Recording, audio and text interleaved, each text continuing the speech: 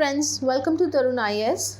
Today we will be discussing MCQs of 21st of October 2022. So let's start with the first MCQ of the day. In the context of cultural history of India, a pose in dance and dramatics which is called as the Tribhanga has been a favorite of Indian artists from ancient times till today. Which one of the following statement best describe this pose? Now, if you consider the classical dance of India, and especially the Odissi dance, in which the Tribhanga posture is quite popular, and this Tribhanga posture traces its root to ancient times of Harappa civilization, where a dancing girl in the Tribhanga posture was found or was excavated, to be more technically correct, from Mohenjo-daro. So this dancing girl is a bronze statue excavated from Mohenjo-daro by the name dancing girl. So this dancing girl is in Tribhanga posture.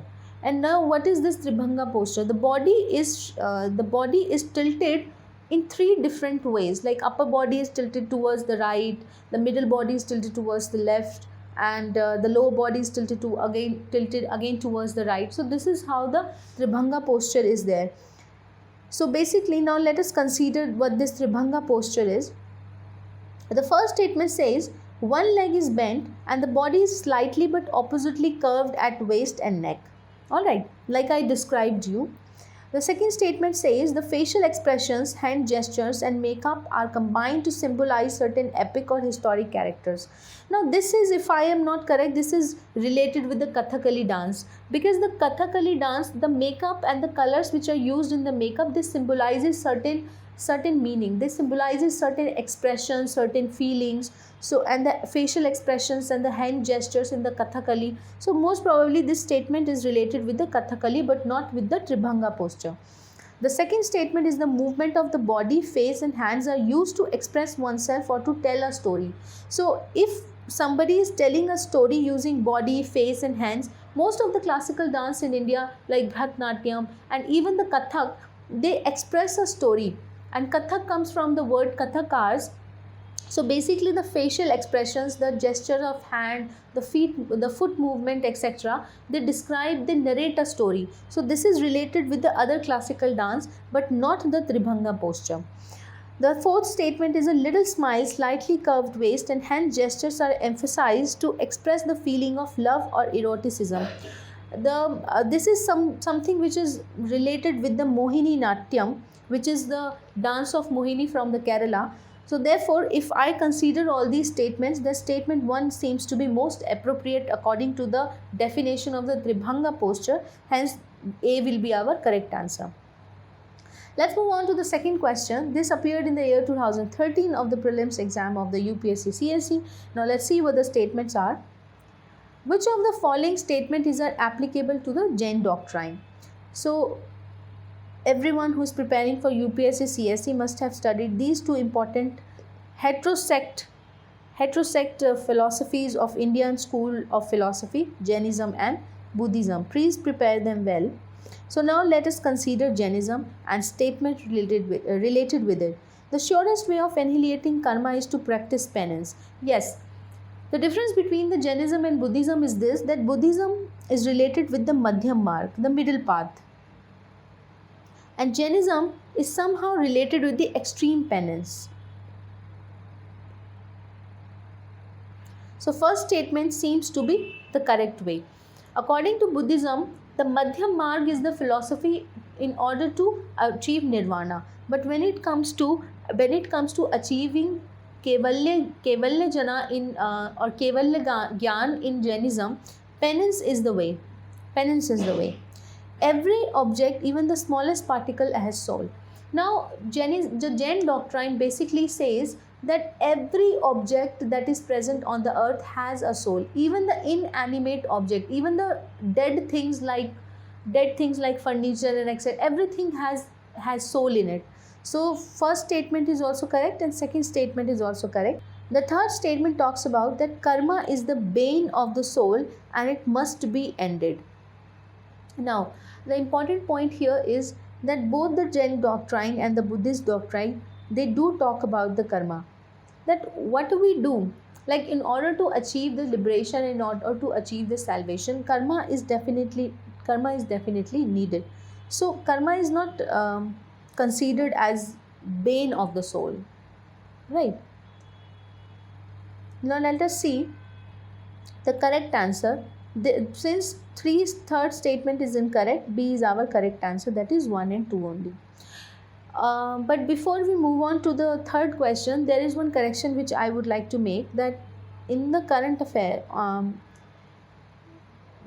affairs, while discussing current affairs, I took the name Anil Mahalanobis. Alright. Actually, the name of the doctor is Dilip, not Anil. This was the mistake I wanted to correct. Please correct it. It is Dilip Mahalanobis who pioneered ORS. Alright. So now let's discuss the third MCQ.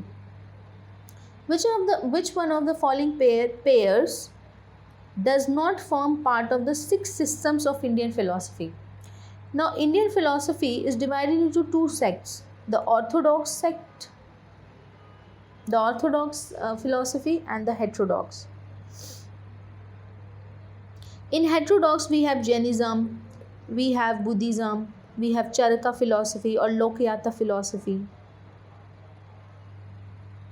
Alright, in heterodox, we have got what? The first one is the Sankhya, the Yoga,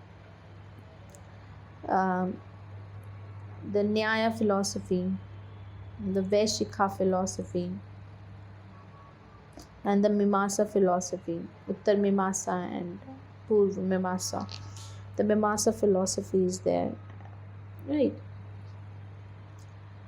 So, if we consider all these and the Vedanta philosophy of Indian philosophy, this is also correct. Mimamsa and Vedanta are, yes, they are considered, they form part of the 6th system. Sankhya and Yoga, like I discussed, Yoga by Patanjali, and Nyaya is there, Vaishika, Mimamsa is there, and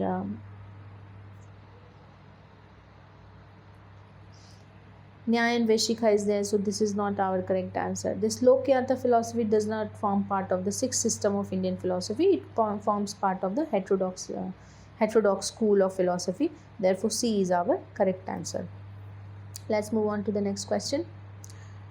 Which one of the following books of ancient India has the love story of son of the founder of Sunga dynasty? Kalidasa has written many plays like Meghdutam, Abhigyana Shakuntalam, Raghuvamsham, Kumar Sambhav, Malvika Agnimitra.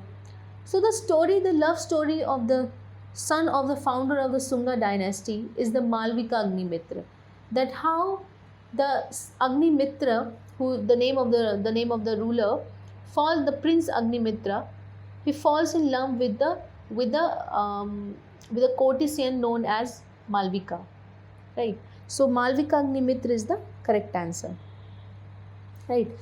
These are Raghuvamsham, Kumar Sambhav, and these are all the plays written by Kalidasa. Alright, let's move on to the next question. With reference to the economic history of medieval India, the term Araghata refers to the bonded labor, the land grants made to military officers, the water wheel which is used in the irrigation of land, the vastal and converted to cultivated land, the vastal and converted to cultivated land.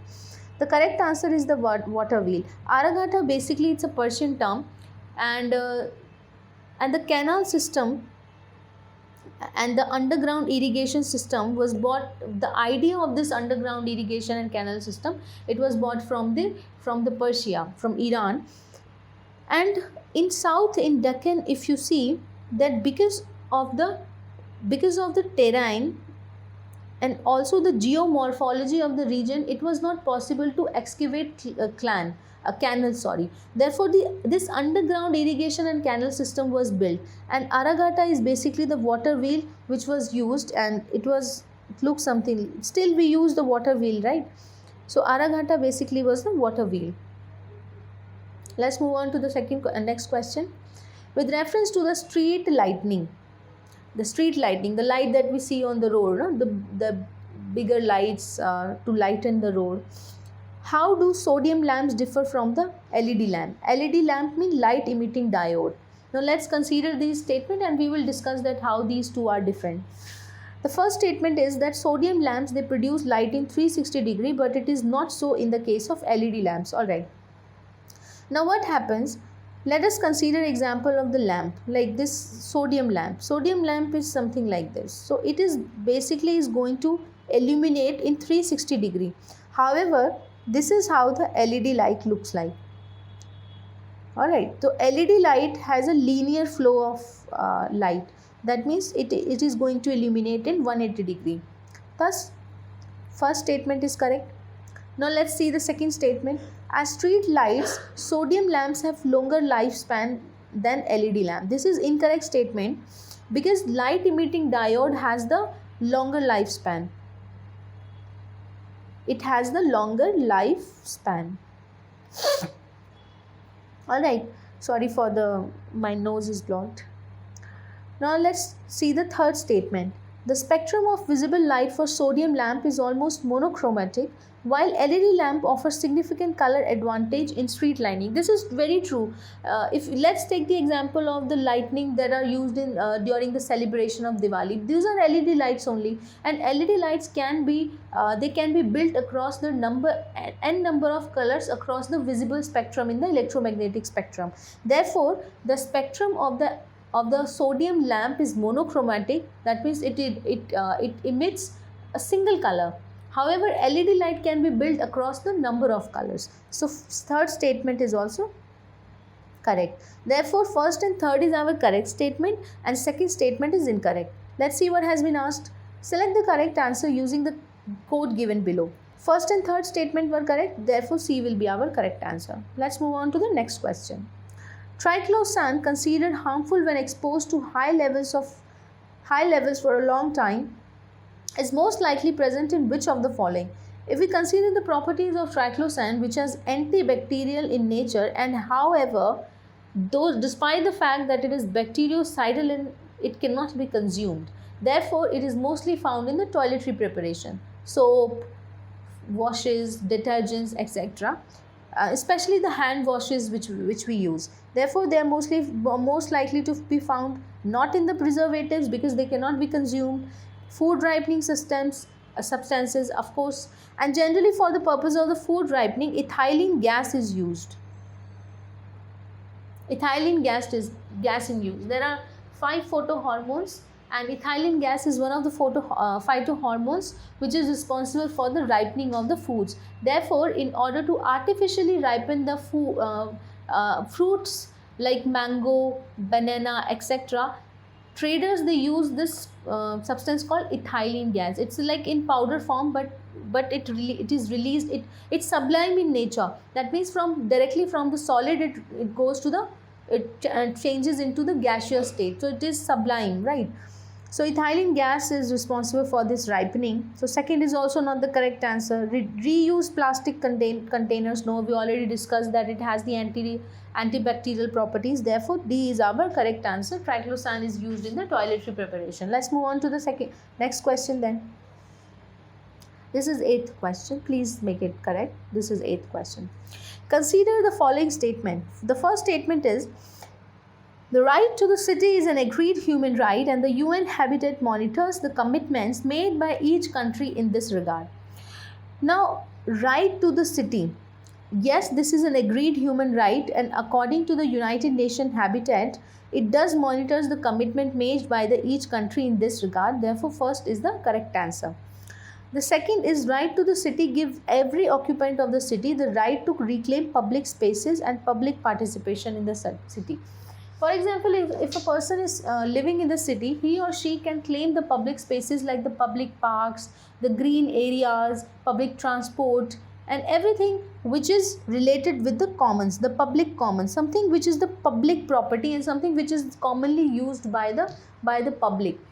All right, that means individual claim is not recognized over that property. This is the correct statement.